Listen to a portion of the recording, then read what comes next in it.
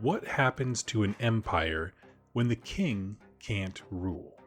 And that's a situation that's happened many times in our own history, right?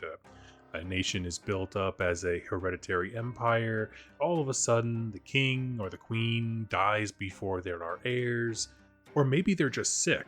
We have a few instances of that, or silent, or weak, or maybe they got the throne like way too young, and so they kind of have to rely on advisors. There's technically a king, but that's not. There's also a vacuum of power, essentially, is what I'm talking about. Well, they say nature abhors a vacuum, and power does too. And how an empire reacts to a situation, it tells us a lot about them. Basically how they unify, right? Some have revolutions, seeing that this form of government has concluded, right? There's no heirs, the succession isn't working, we're leaning on a faulty system. But some nations don't. Others continue, and a really strange situation can develop where the tail begins to wag the dog, so to speak. Where local military leaders, like say on a border, may decide that he wants to pick a fight with his neighbor to get their stuff and their resources, or maybe it's a better defensive position.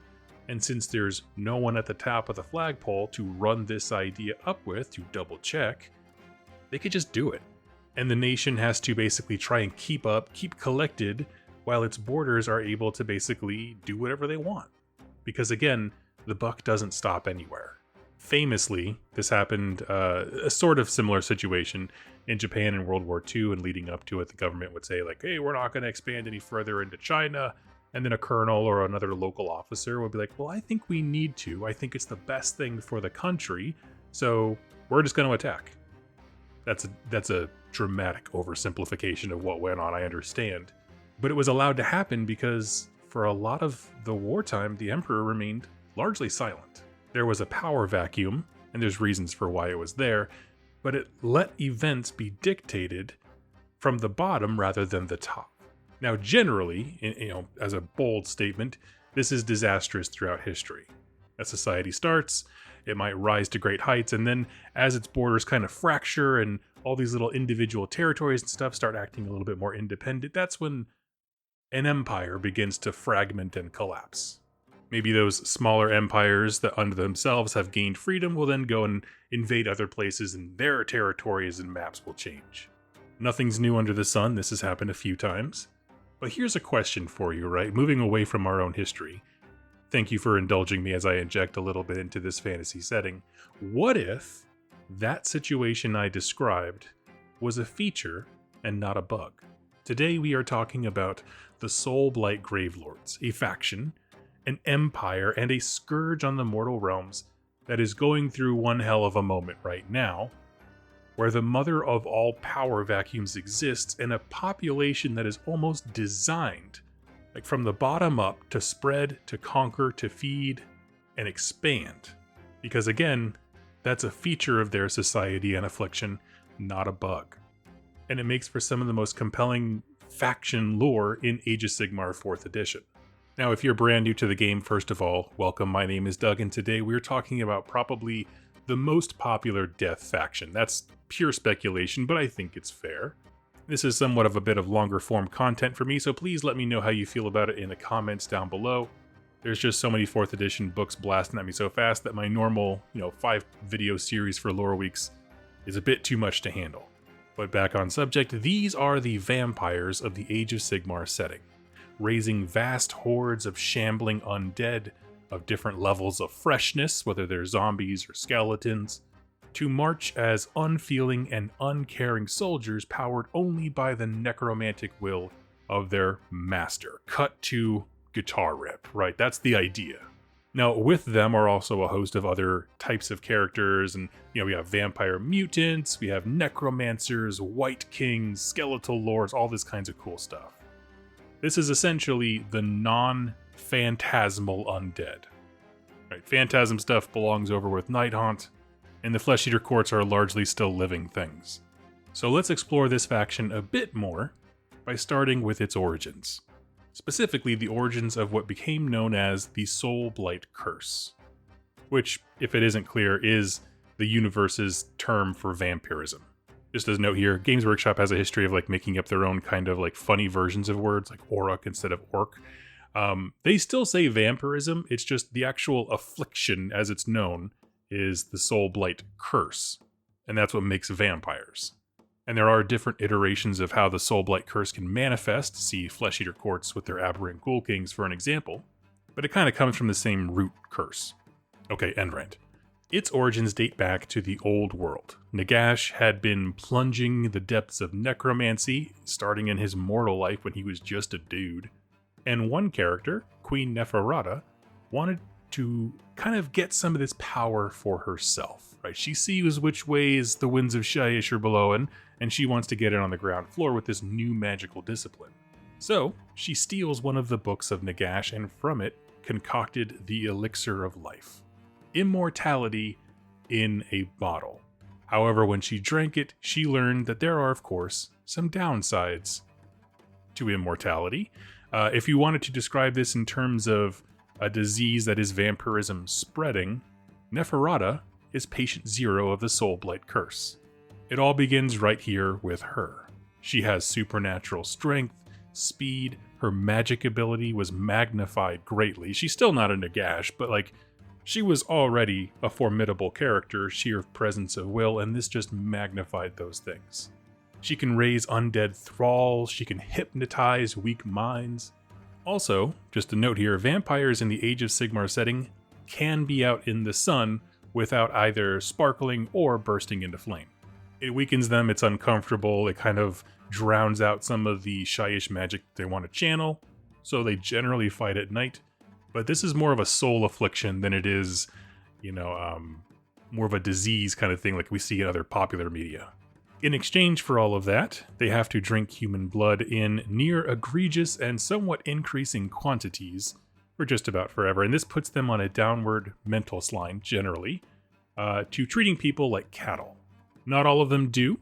For example, before Ulfenkarn kind of went to hell during the Soulblight Wars and stuff, they had an arrangement where a vampire was leading their defensive army. And they had like a blood tithe where people, somewhat happily, gave to this vampire to keep him going so that he could go and defend the city. So it's possible. That situation in particular devolved very quickly because Rajikar the Wolf is not a nice man.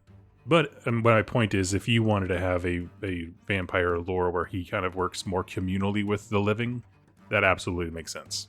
Now, I'm going to yada yada the old world stuff a bit, but I will tell you that they are some of the really classic Black Library novels are essentially about these early days of Nagash, Neferata, the Tomb Kings as they were known.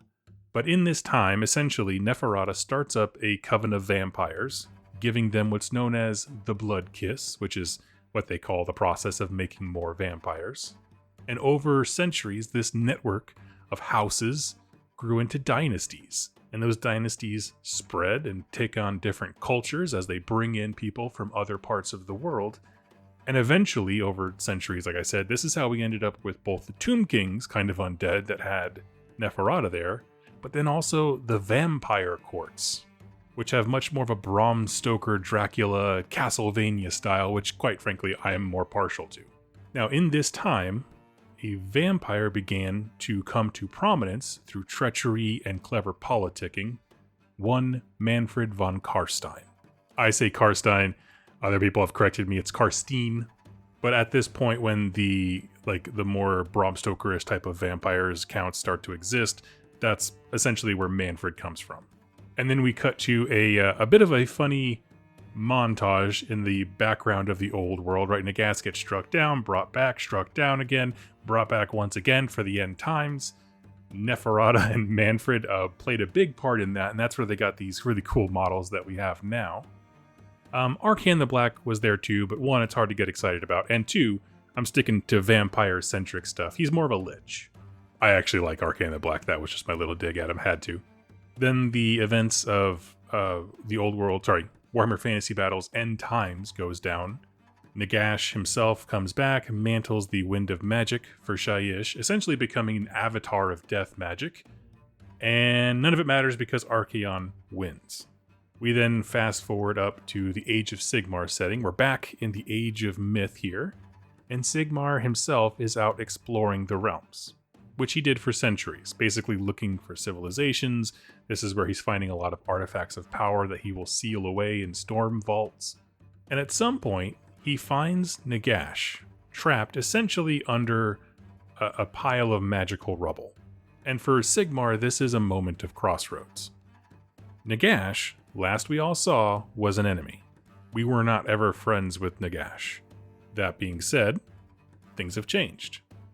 If I help Nagash now, we work together a little bit in the end times, maybe we can expand on that, right? If I can get him to join my merry pantheon of heroes, we can use his help to kind of keep chaos away. Like, that's at least a mutual interest that we both have, is making sure chaos doesn't come back.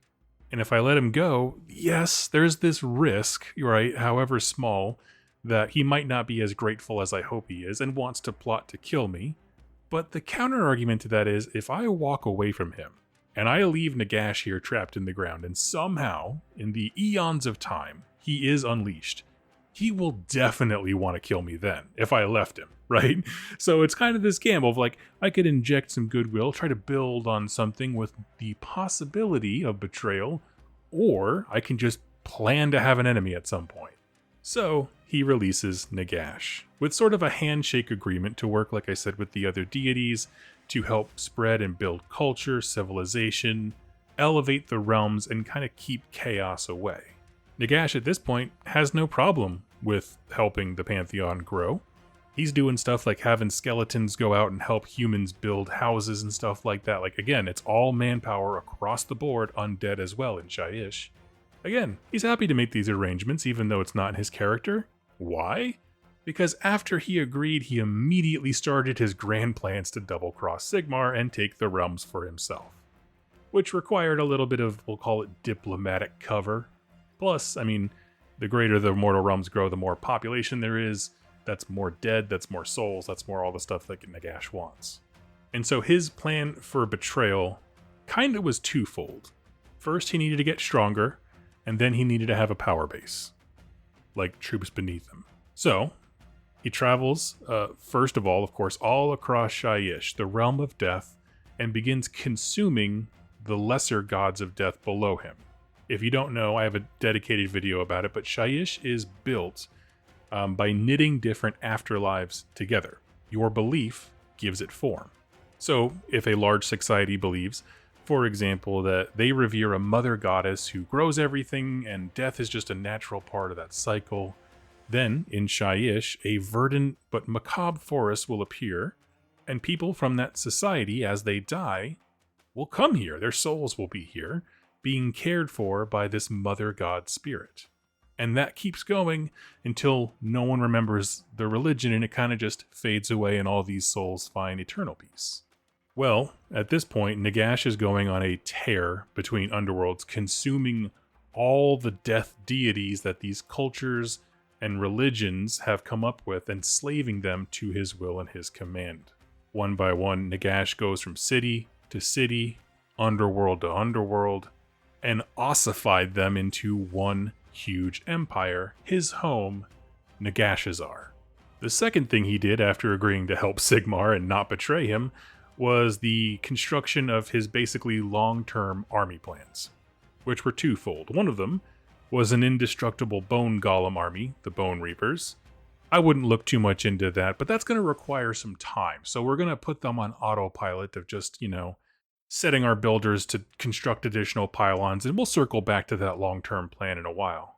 But it's going to take time, and Nagash, in these momentous early days when big moves were being made by the deities from the old world brought forward, Nagash couldn't be everywhere at once. He needed capable minions, people who could essentially project his will across greater distances.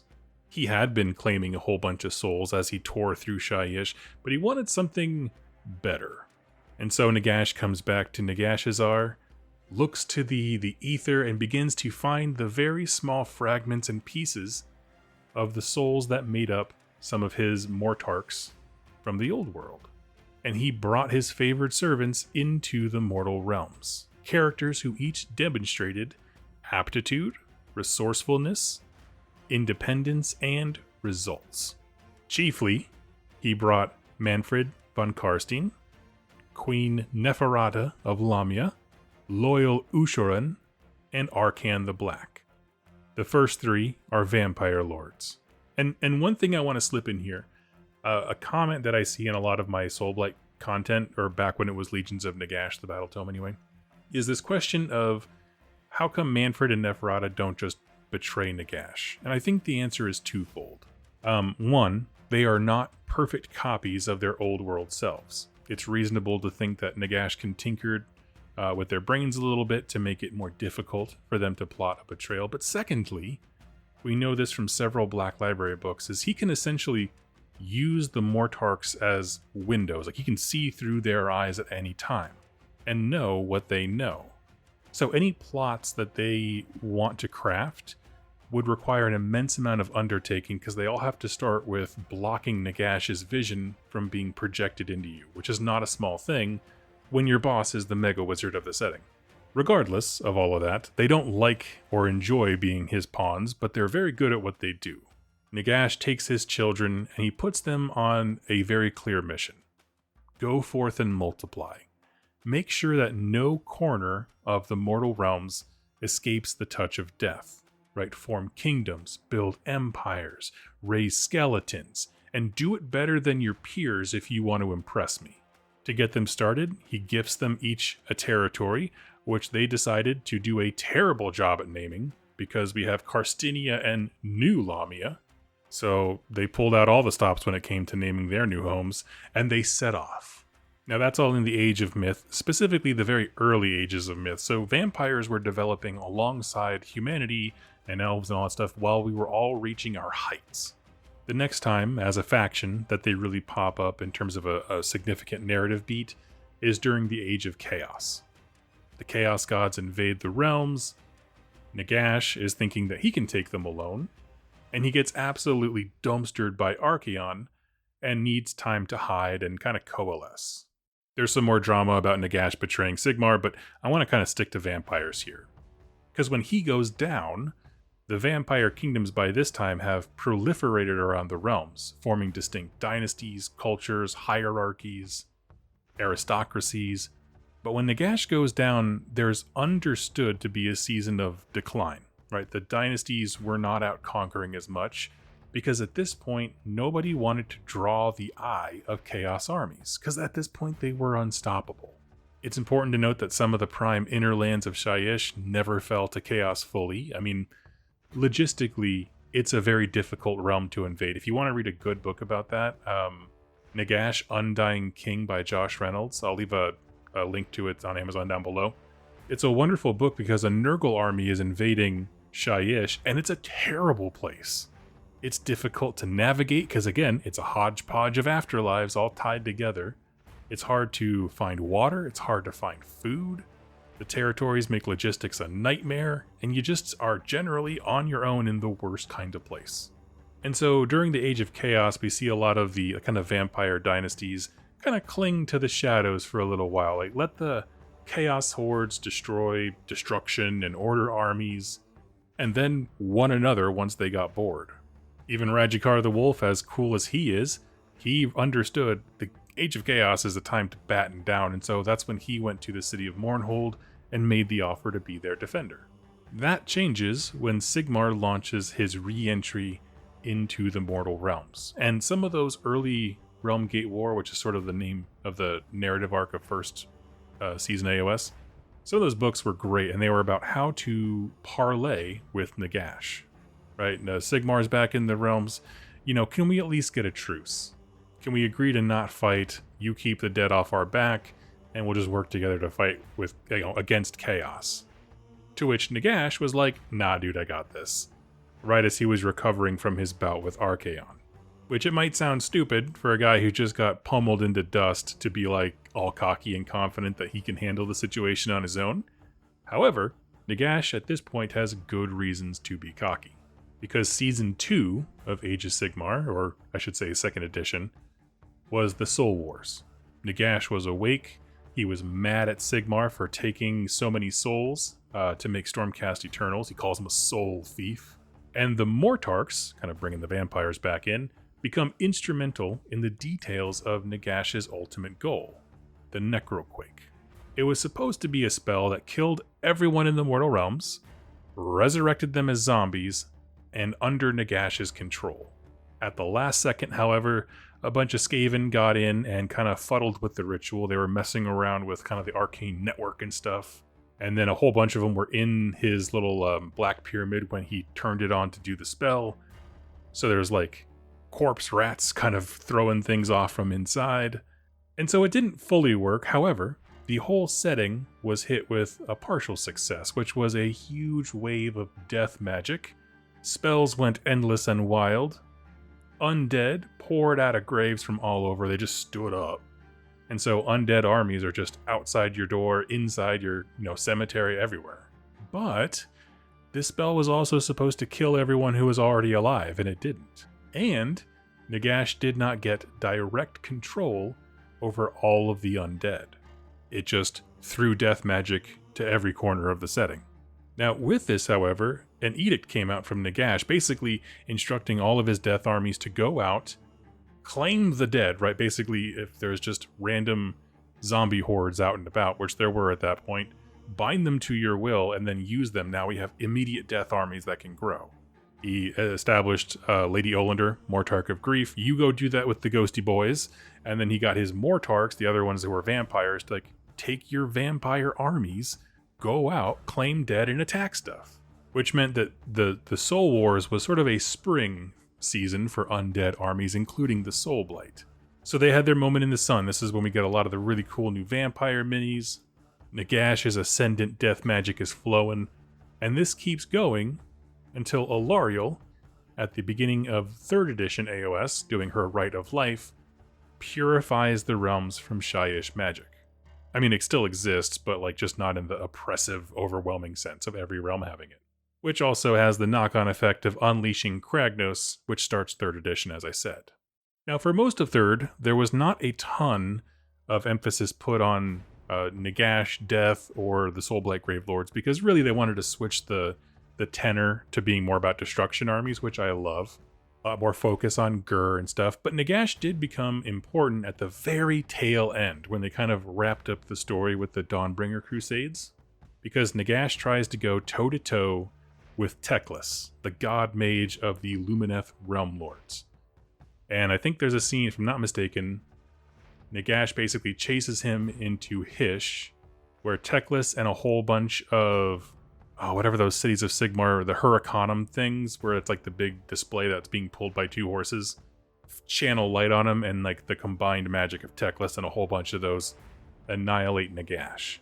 Basically shooting him down. He's struck down but not destroyed, so he's back to taking a dirt nap, but he is still alive.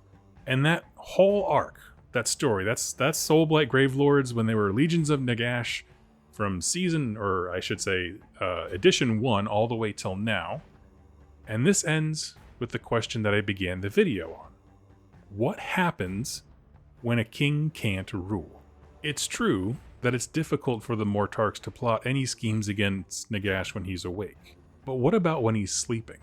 And this is a very unique position, and it's where we find the Soulblight Gravelords today. They are a large empire and set of dynasties that have existed in ages for some places. Their core mission and design by Nagash was to expand, so they have their own internal, very localized power structure. But without a figure at the top essentially pointing in a direction, the vampire courts have begun to fracture, and the mother of all, power vacuums, like I said, starts up. What's the plan? Where is Nagash? Who gives commands in his absence?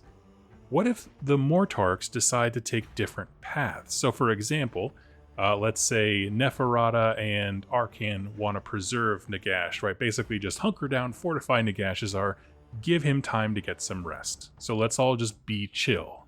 And then Manfred decides, out of nowhere, we got the cities of Sigmar right where we want them, and goes full Leroy Jenkins, pulling the cities of Sigmar and Stormcast towards Nagashazar, right?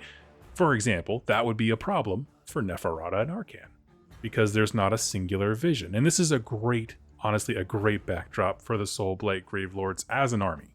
right in the middle of seizing power, still trying to understand exactly where Nagash is in his healing, and desperately trying to seize the opportunity of his absence. In every single dynasty, like I said, small local ones that are just kind of grabbing the next crypt over, or maybe knocking off a rival so you can take their lands and stuff like that. All of those things are happening. But if you were to zoom out, you would see that the great dynasties of the Soulblight Gravelords are where the most action is happening. Now, it's important to note that as I talk about these little brief sub-factions, we don't have sub-factions like we used to. If you're new to AOS, you could say that, for example, you were from a specific dynasty and it would give you all kinds of unique rules. Sub-factions have kind of been replaced by battle formations, which is more of like a, how is this general going to battle today, rather than like, what is the theme of your collection? That said, there are still a whole bunch of dynasties of renown, we'll call them, in the background. First of all, you have the two big ones, right? Dynasties that are born from Neferata and Manfred von Karstein, because they are the Mortarch of blood and night. So they're going to have their own, houses with their own coteries, lesser vampires below them. They want their empires expanding at all times because it means more blood is flowing. It means they are achieving what Nagash told them to do. Right below those, in terms of size and scale, are some of the oldest dynasties that have just been around the longest, therefore have had the most time to grow. And those are the Virkos dynasty, which has a lot of wolf themes. You'll see that in the model collection. This dynasty has learned a lot about the art of commanding creatures and channeling the most bestial magics of the Soulblight curse. Basically, how can we maximize the animalishness of this, right? The ferocity of it. There's the Castelli dynasty, which really deserves its own video, and I will do one. But it's led by the cursed Lord Vordry, who just got a killer new model.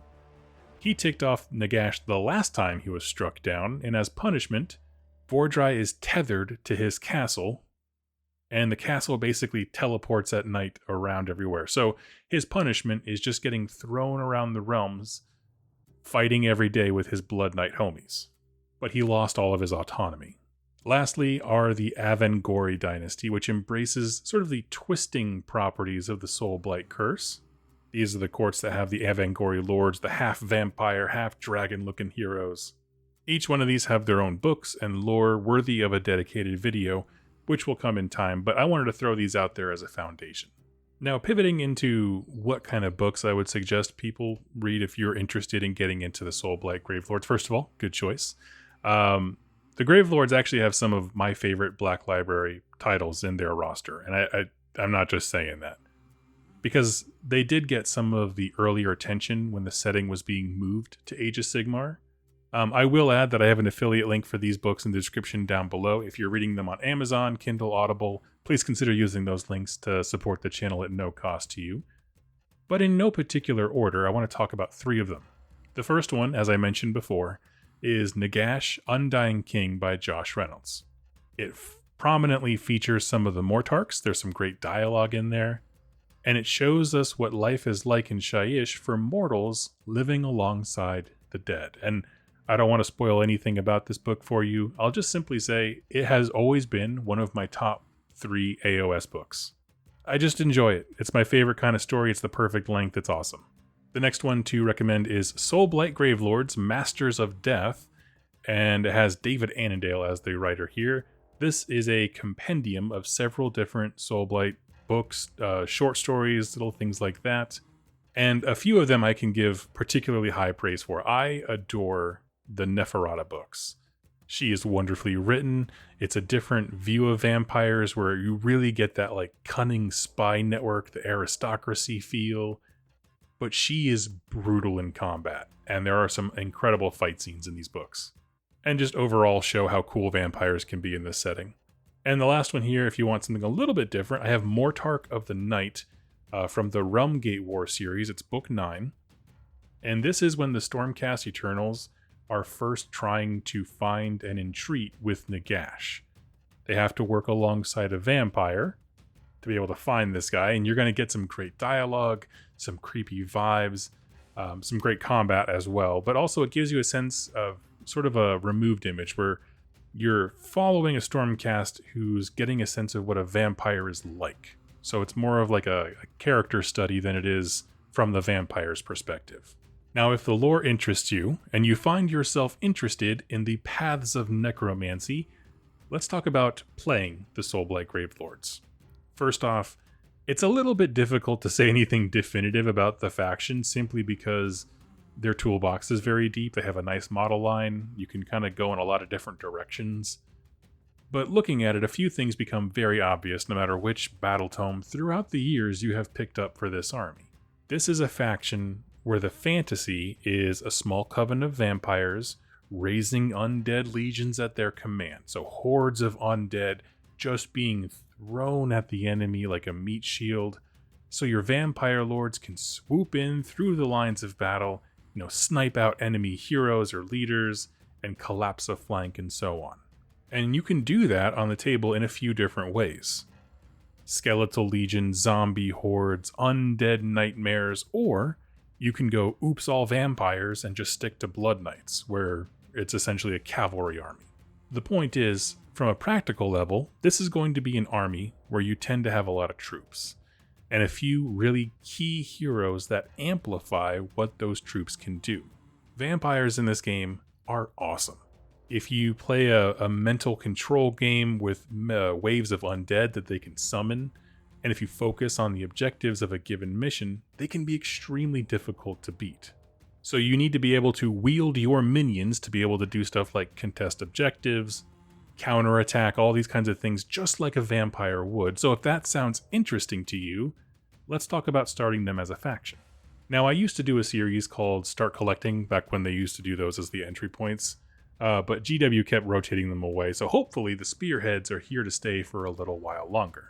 Remember that as we go through all these things, you can save 10% on all your purchases by using the affiliate links in my link tree below. I have a discount code for stores in both the US and the UK, and it does an immense amount to support the channel. Now, as you're jumping into this army, it makes sense to start with the spearhead set, right? That's just, they naturally function as a starter. For that, you'll get a vampire lord, 20 skeletons, which could be 1 unit of 20 or 2 units of 10, 5 blood knights, and 3 vargheists. In my opinion, this is a wonderful starter for a few reasons. You get to experiment with summonable and non-summonable units. Blood knights are awesome. Like every Soulblight player, you should always just have a unit of blood knights just to throw in a list to see what happens, because they're so mobile and aggressive compared to some other stuff in your army. They're just good. Play some spearhead, get used to the basic core rules of the game, and when you want to expand and start collecting a fuller army, I suggest it's here where you pause and decide what kind of army you really want. And the reason I say this for new players is a lot of the synergies for the faction, the things that make really crappy, zombies or skeletons fight above their weight class, is all the different buffs and synergies and keywords and stuff like that that you can give these basic units, all centered around what kind of core infantry you want to use. So, for example, if you like zombies, buy a bunch of zombies and start painting. Grab a corpse cart and a necromancer, and look for any synergies that feature the zombie keyword or summonable. Same for skeleton warriors, or the animals like direwolves. Basically, pick a flavor, knowing that you can always expand into the others later on, but lean into it. And the reason I say that is because you're going to see better results from leaning into synergies early than if you were to shotgun your collection. It would take you a lot longer to be able to see some of the benefits of kind of leaning into a flavor. Again, if you have the core of an army, you can switch from zombies to skeletons and not change much else. Besides obviously the synergy buffing characters, but they all work great. I just say start by leaning into one. Next, you will probably want to grab a set of the Cursed Sepulchre. This is the faction terrain, and not everyone likes faction terrain, but not only is this set glorious looking, but it acts as a place where you can revive and raise up units. So if that's your vibe, that's going to be important to you. If you're not into that kind of thing and you're more focused on the Blood Knights, going more vampires than summonable stuff, it's still good to have, but I understand it's not a priority. From that point, once you've established, your base infantry and some of the synergies there, you have your basic terrain, I say start looking around the model range and the rules in your current battle tome and just explore what sounds cool. And I don't say that vague thing to sound dismissive or whatever, but if you did what I mentioned before, you have terrain, your flavor of chaff, and a few other toys from the starter set. Blood Knights, like I said, always great. So maybe look at Heroes next, because there's a lot of flavor cooked into those particular war scrolls. Vampires, of course, in the lore and by design in this game throughout all its editions, have sort of been the linchpins of your force. Do you want them riding a creature? Do you like necromancers? Pick your favorite heroes and just lean in. Beyond that, the next best thing for you to do to invest in your Soulblight army, to be perfectly honest, is deciding on a way to transport your collection, because at this point, when you start filling up those ranks of chaff dudes, you are going to have a lot of models. Personally, I suggest something magnetic. Little skeletons and zombies don't require strong magnets to hold them. See what cases you like the most or what fit your travel requirements. But I do consider this to be a point of like genuine investment in your hobby.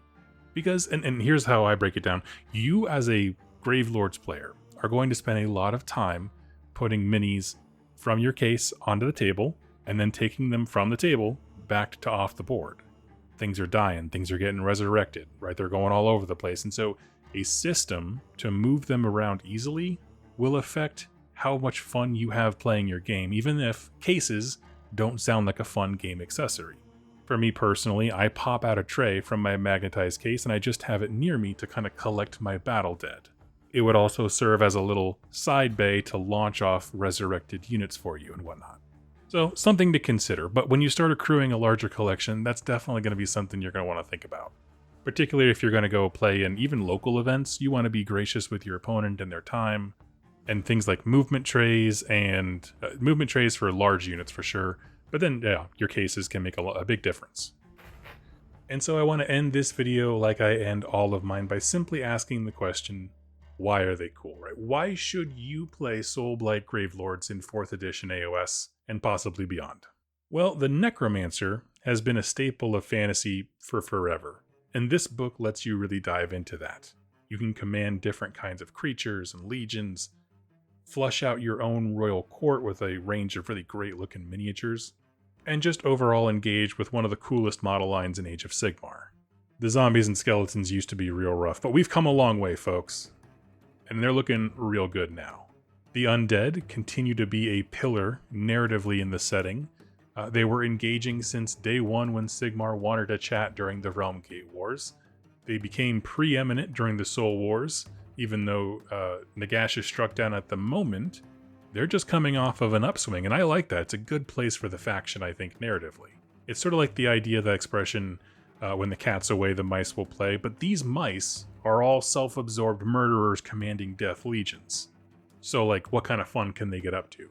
And one thing I want to note here, because Nagash is a war scroll in this book, yes, Nagash is struck down, but he is not dead, as I said. His body is recovering, but his spirit can still manifest, and so when you and I play a game of Age of Sigmar and you throw Nagash, Lord of Undeath, on the table, that miniature represents an aspect of Nagash that is manifesting with death magic. Which, if I'm perfectly honest with you, I kind of like that idea for god tier characters, if I'm honest. Rather than like, wow, I killed Alariel, it's like, well, there was this aspect that I essentially banished. And when it comes to rating the various Age of Sigmar battle tomes, my method of rating them has always been the same, basically since day one.